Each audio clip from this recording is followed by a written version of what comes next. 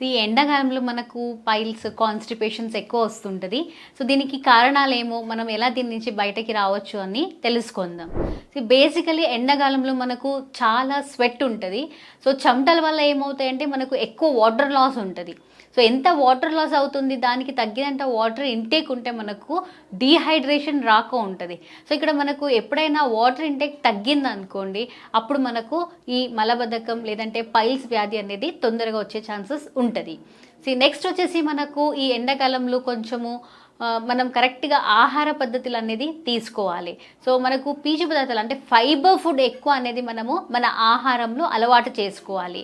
So ఇక్కడ మనం ఆహారంలో మనకు కరెక్ట్‌గా మన ఫుడ్ తీసుకోకపోవడం వల్ల కూడా మనకు మలబద్ధకం గానీ, పైల్స్ గానీ ఎక్కువ అయ్యే ఛాన్సెస్ ఈ సమ్మర్‌లోనే మనకు ఉంటుంది. సో నెక్స్ట్ వచ్చేసి మనకు ఒకటి lack of movement are exercise. So మనం ఒక్కసారి కూర్చున్నామంటే లేవకుండా ఒకటే పొజిషన్‌లో లాంగ్ టర్మ్ వరకు మనము కంటిన్యూయస్‌గా వర్క్ చేస్తూ ఉంటాము.